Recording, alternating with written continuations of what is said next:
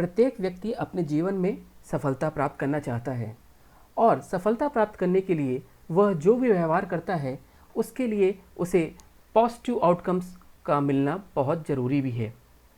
Negative outcome से भी बहुत कुछ सीखा जाता है, मगर अगर व्यक्ति के पास उसके व्यवहार के द्वारा उपरांत या उसके व्यवहार करने के बाद उसे सकारात्मक कॉन्सिक्वेंसेस मिलते हैं तो वह व्यवहार को जल्दी सीखकर आगे बढ़ने का प्रयास करता है। इन सभी आयामों की अध्ययन करने के लिए मनोविज्ञान में एक ऐसी पद्धति है जिसे हम क्रिया प्रसूत सिद्धांत या इंस्ट्रूमेंटल लर्निंग के नाम से जानते हैं। मेरा नाम है शशिधर और आज का हमारा टॉपिक भी है इंस्ट्रूमेंटल लर्निंग। चलिए शुरू करते हैं।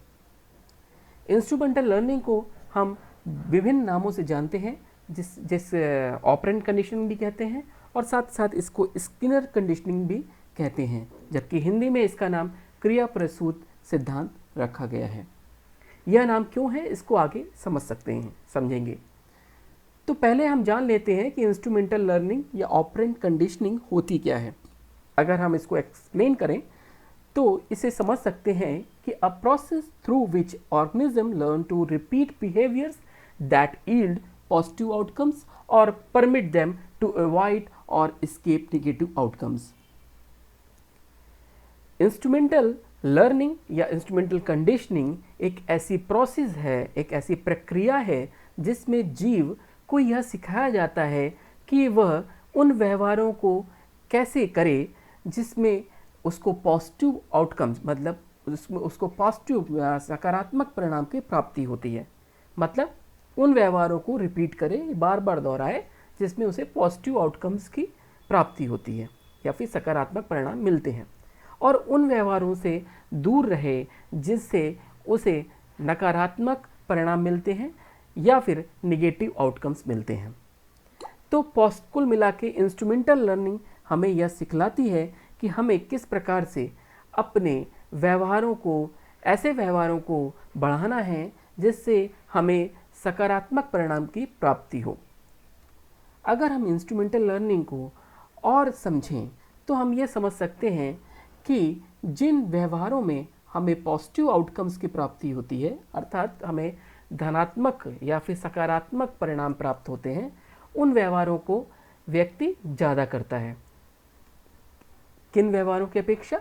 उन व्यवहारों की अपेक्षा जिसमें उस व्यक्ति को कम सकारात्मक परिणाम या फिर नकारात्मक परिणाम मिलते हैं।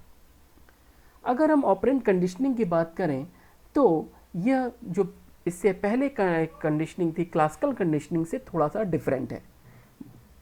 क्लासिकल कंडीशनिंग में जहाँ पहले आपको परिणाम मिलता है जो कि भोजन के रूप में मिलता है, और जो डॉग का स्लाविया होता है वो बाद में आता है, जो कि उसका एक कॉन्सिक्वेंस, जो उसका व्यवहार है वो बाद में होता है। वहीं पर ऑपरेंट कंडीशनिंग में बिहेवियर पहले होता है और कॉन्सिक्वेंसेस बाद में मिलते हैं। पहले आपका व्यवहार होता है और उसके परिणाम आपको बाद में मिलते हैं। एक्चुअली स्किनर का जो ये आइडिया है, ये आइडिया थॉर्नडाइक के तीसरे लॉ, जो लॉ ऑफ इफेक्ट है, उससे प्रभावित है, जिसमें कहा जाता है कि the learning depends on the consequences for the animal of its behaviour.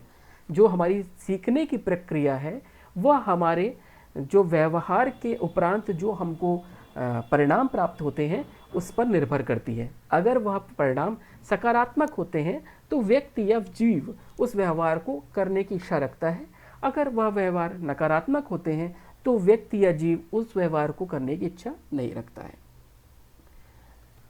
जैसा कि मैंने बोला, इसको स्किनर कंडीशनिंग भी बोलते हैं। तो यह नाम बीएफ स्किनर के नाम पे पड़ा, जो कि एक बहुत महान साइकोलॉजिस्ट थे, जिन्होंने हमारे सीखने के सिद्धांत को, इंस्ट्रूमेंटल लर्निंग को प्रतिपादित किया, फाउंडेट किया, और इस पे बल दिया कि व्यक्ति किस प्रकार से अपने पॉजिटिव आउटकम्स को प्राप्त करके अपने व्यवहार को बढ़ा सकता है। अगर हम स्किनर की बात करें तो इन्होंने बोला, the probability of a responses change depending on the consequences that follows. मतलब जो व्यवहार हम कर रहे हैं उसके फ्यूचर में घटित होने या बार बार होने की संभावना इस बात पर निर्भर करती है कि उसके प्रभाव कैसे हैं।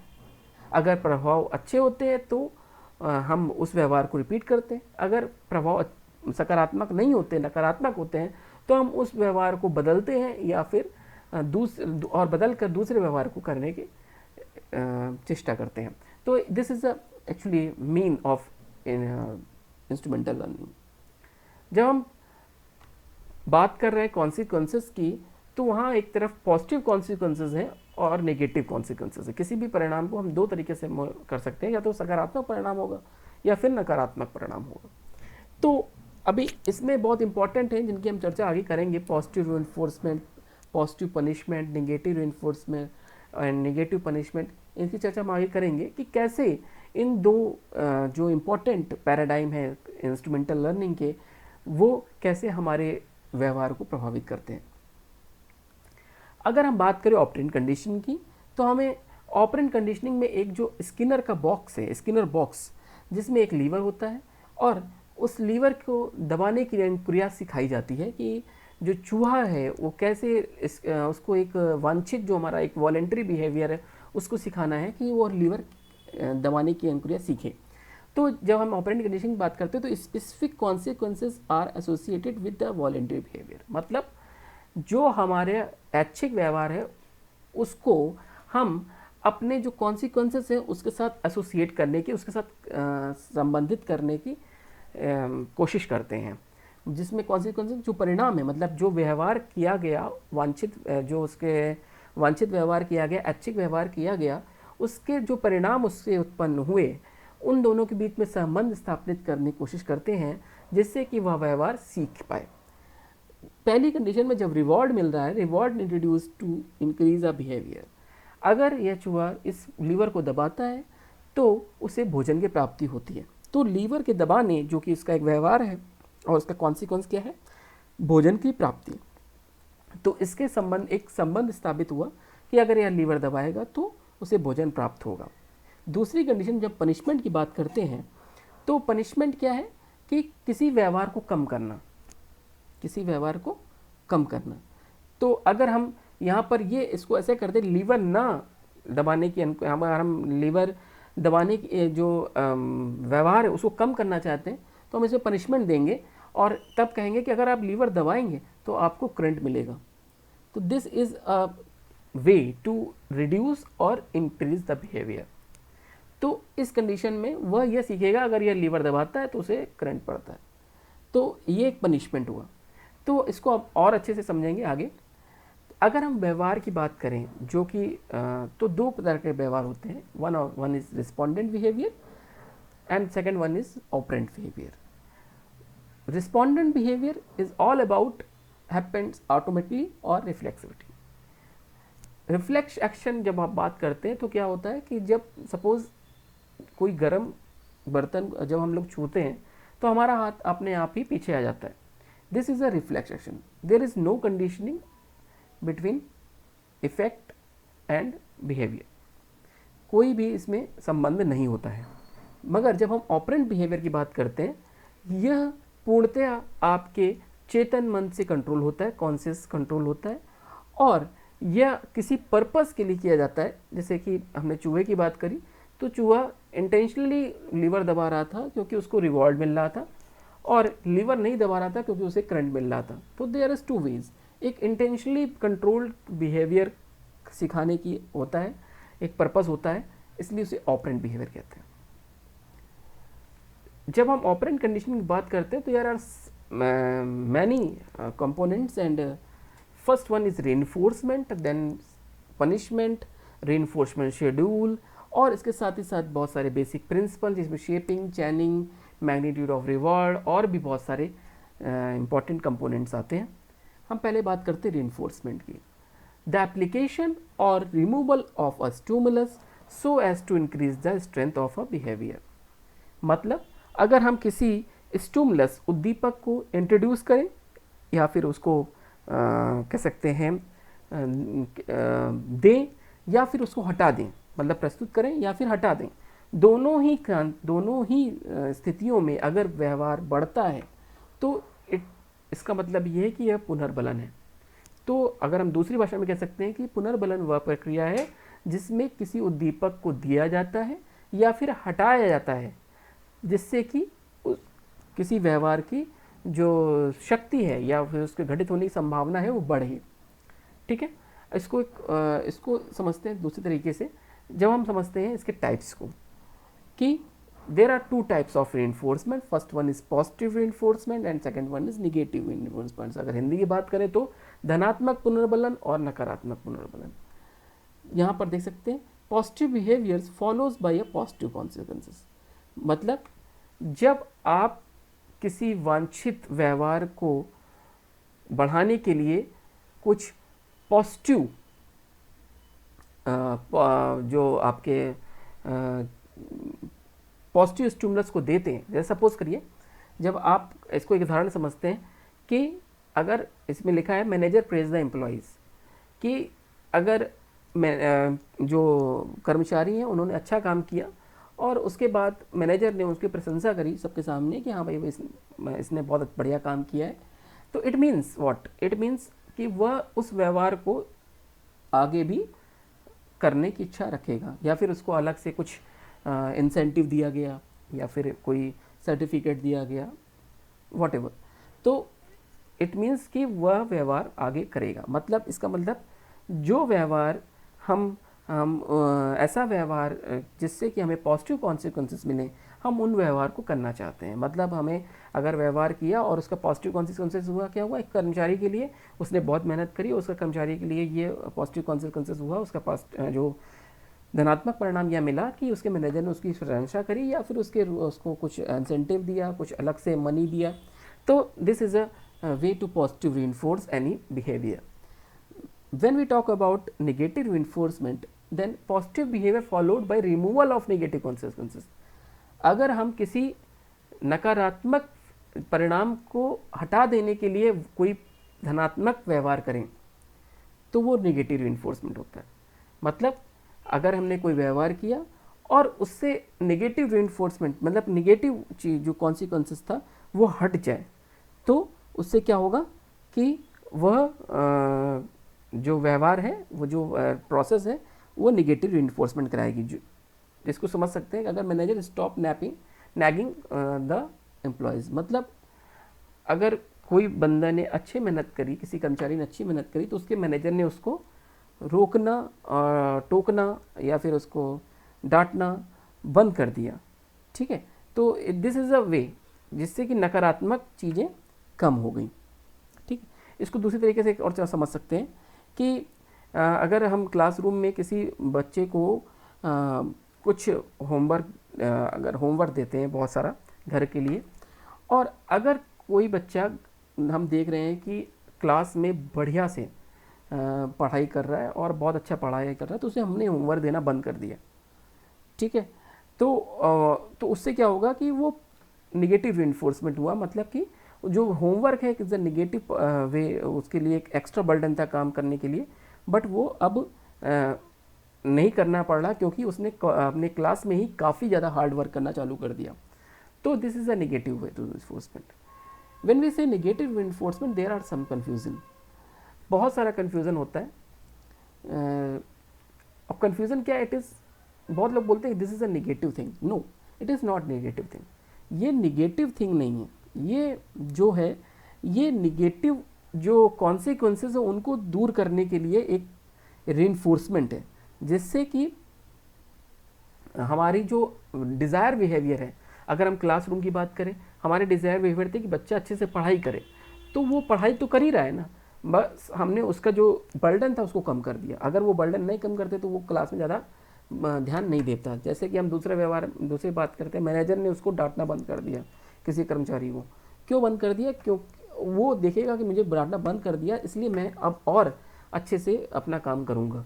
तो this is a negative way to improve your desire behaviour. Okay, मतलब आपके जो वांछित व्यवहार उसको बढ़ाने का एक नकारात्मक तरीका है, ये स्वयं में नकारात्मक चीज़ नहीं है। बहुत बार ये समझा जाता है कि this is a punishment. No, punishment is different thing. दंड एक दूसरी प्रक्रिया है जिसको आगे हम पढ़ेंगे। It is not opposite of positive reinforcement. ये कोई पॉजिटिव रिइंफोर्समेंट का अपोजिट नहीं है, क्योंकि दोनों का परिणाम जो है वो किसी अनुक्रिया को बढ़ाना है, ना कि घटाना है। चाहे हम बात करें पॉजिटिव रिइंफोर्समेंट की, जिसमें कि छात्रों को अच्छे नंबर आने पर उसे एक सपोज करिए चॉकलेट दी जाती है, तो वह व्यवहार अच्छा और ये करेगा, अच्छा व्यवहार करेगा, उसके लिए प्रेस दिया जाता है, उसकी प्रशंसा की जाती है, तो आगे भी अच्छा व्यवहार करेगा। मगर अगर निगेटिव रिइंफोर्समेंट की बात करें तो निगेटिव रिइंफोर्समेंट में अगर वो अच्छा व्यवहार करता है तो उसे मार पड़ना कम हो जाती है, फिर डांट पड़ना कम हो जाती है। तो this is a way to improve your desired outcomes, voluntary outcomes, okay, जिसको आप चाह रहे हैं वह व्यवहार बढ़े। It is not reinforce negative behaviour, yes, ये नेगेटिव व्यवहार को नहीं बढ़ाता, बल्कि पॉजिटिव व्यवहार को बढ़ाता है। कैसे? जैसे मैंने दोनों ही कंडीशन में बोला कि दोनों ही कंडीशन में नेगेटिव व्यवहार को कम कर रहा है। जैसे कि अगर नकारात्मक व्यवहार की बात करें, जो कि मैनेजर अपने कर्मचारियों को डांटता था, वो डांटना बंद कर दिया है। क्यों? किस पॉजिटिव व्यवहार को बढ़ने के कारण। पॉजिटिव व्यवहार क्या था कि उस कर्मचारी ने अच्छी मेहनत करना चालू कर दी। तो यह कुछ कन्फ्यूज़न थे, आई थिंक अब क्लियर हो गए। अब हम बात करते हैं पनिशमेंट की। तो पनिशमेंट द एप्लीकेशन और removal of a stimulus so as decrease the strength of a behaviour. Decrease the strength of the behaviour, शब्दों पे ध्यान दीजिए, decrease the strength of the behaviour मतलब ऐसी प्रक्रिया जिसमें हम किसी उद्दीपक को देते हैं या फिर हटा लेते हैं, सेम एज रेनफोर्समेंट, जिससे कि व्यवहार की स्ट्रेंथ, व्यवहार की घटने की शक्ति कम हो जाए। जब हम बात कर रहे थे उसमें रेनफोर्समेंट है तो उसमें बढ़ जाए, इसमें कम हो जाए। तो इसलिए दो it is a major distinction between reinforcement and punishment, कि रेनफोर्समेंट जब हम पुनर्बलन की बात करते हैं तो पुनर्बलन में क्या होता है, किसी व्यवहार को बढ़ाया जाता है, जबकि दंड में या पनिशमेंट में किसी व्यवहार को कम किया जाता है। This is a major distinction और अंतर, ये मुख्य रूप से एक अंतर है जो कि दोनों के बीच में है। ठीक, अब हम बात करते हैं सेम एज रेनफोर्समेंट के, इसमें दोनों होते हैं, पॉजिटिव पनिशमेंट और नेगेटिव पनिशमेंट। पॉजिटिव पनिशमेंट में हम किसी चीज़ को अप्लाई करते हैं, किसी चीज़ को हम देते हैं, जिससे कि उसका जो नेगेटिव व्यवहार है, जो उसका जो व्यवहार है, वो जो भी हम वांछित व्यवहार को कम करना चाहते हैं, वांछित व्यवहार को कम करना चाहते हैं। जैसे कि अगर हम एक एग्जांपल से समझ सकते हैं कि अगर किसी क्लास में कोई बच्चा शरारत करता है तो उसके जो टीचर हैं उसको होमवर्क में 20 एक्स्ट्रा मैथमेटिक्स के क्वेश्चन देते हैं, उसको 20 क्वेश्चन एक्स्ट्रा दिए जाते हैं, जिससे कि वह 20 क्वेश्चन करने से वो क्या करता है कि आगे से वो शोर करना बंद कर देगा, क्योंकि उसे एक्स्ट्रा एफर्ट घर में करने पड़ रहे हैं। तो this is a positive way to reduce your behaviour, ठीक है, अनवांटेड बिहेवियर।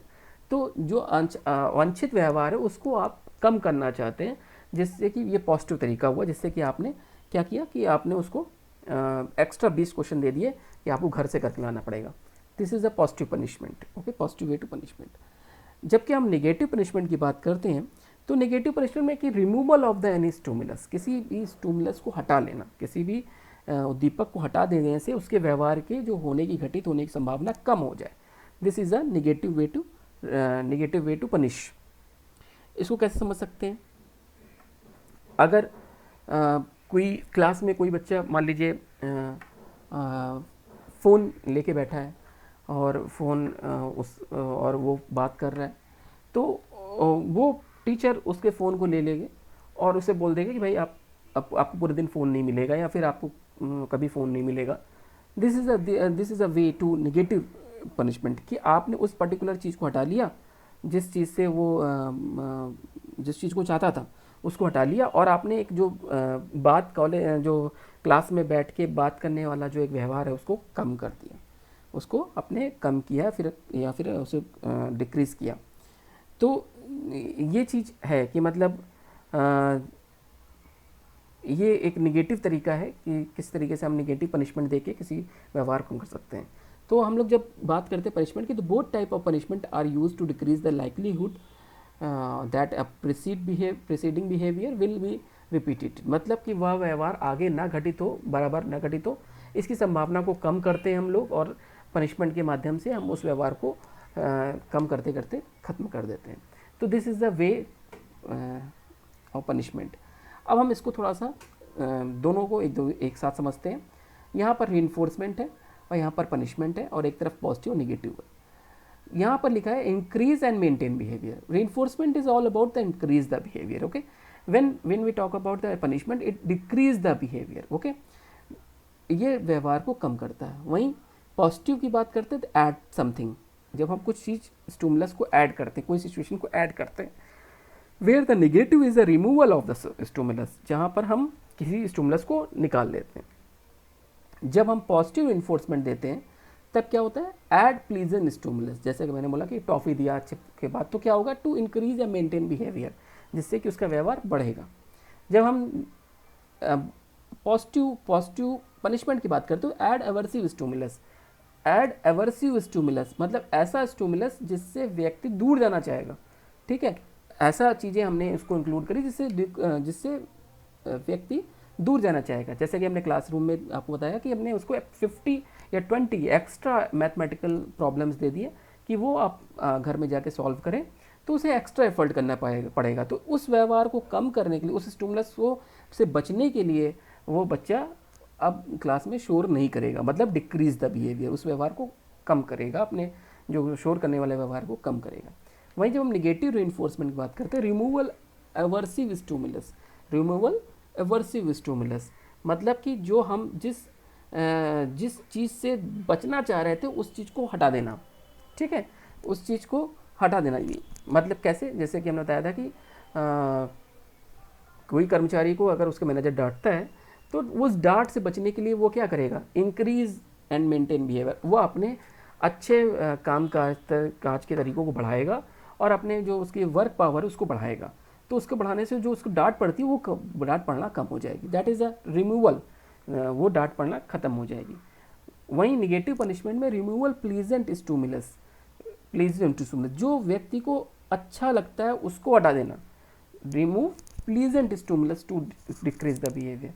अगर जैसे मैंने बोला फ़ोन, किसी बच्चे को फ़ोन बहुत यूज़ करता है तो उसको अगर हम उससे ले लें तो वो जिससे कि वह कम अपना बात करे, तो जिससे कि रिमूवल उस पर्टिकुलर जो उसका फ़ोन लेने का है वो रिमूवल पनिशमेंट, वो एक रिमूवल स्टिमुलस की संज्ञा में आएगा, वो निगेटिव पनिशमेंट कहलाएगा, जिससे कि उसे बात करने की जो बिहेवियर है वो कम होगा। तो this is actually paradigm of instrumental learning. अब हम इंस्ट्रूमेंटल लर्निंग को एक ब्रॉड वे में समझ सकते हैं कि ऑपरेंट कंडीशनिंग जैसे इंस्ट्रूमेंटल लर्निंग कहते हैं। ऑपरेंट कंडीशन में रीइंफोर्समेंट होता है जो कि व्यवहार को बढ़ाता है, वहीं पनिशमेंट होता है जो कि व्यवहार को कम करता है। वो रीइंफोर्समेंट दो प्रकार के होते हैं, पॉजिटिव एक निगेटिव। पॉजिटिव में हम लोग किसी चीज़ को ऐड करते हैं जिससे कि व्यवहार और बढ़े, वहीं निगेटिव में दो तरीके के हैं, एक एस्केप है जिससे कि आदमी बचना चाहता है, एक्टिव अवॉइडेंस जिससे कि तुरंत ही मतलब कि वो एक्टिवली किसी चीज़ को किसी स्टिमुलस से अपने आप को बचाना चाहता है। मतलब एस्केप में आप कह सकते हैं उस पर्टिकुलर स्टिमुलस को हटा देना होता है, बट एक्टिव अवॉइडेंस में आप किसी चीज़ से बचना चाहते हैं, बिल्कुल ही अपने आप को बचा के रखना चाहते हैं। वहीं पनिशमेंट में पॉजिटिव पनिशमेंट जहाँ पर कुछ एवर्सिव ऐड करते हैं जिससे कि आप जिस चीज़ से आप बच के आप अपने व्यवहार को कम करते हैं, जैसे मैंने बोला था 20 क्वेश्चंस वाला एग्जांपल। वहीं नेगेटिव पनिशमेंट में आप किसी प्लीजेंट चीज़ को रिमूव कर देते हैं, जो उस व्यक्ति को प्रिय होती है उसको रिमूव करके आप अपने जो अवांछनीय व्यवहार है उसको कम करते हैं। तो this is a process, this is actually operant conditioning. हम लोग आगे अब चर्चा करेंगे जो इसके आगे हैं कि जो शेड्यूल है रीइंफोर्समेंट की, उनकी चर्चा हम नेक्स्ट लेक्चर में करेंगे। Thank you very much.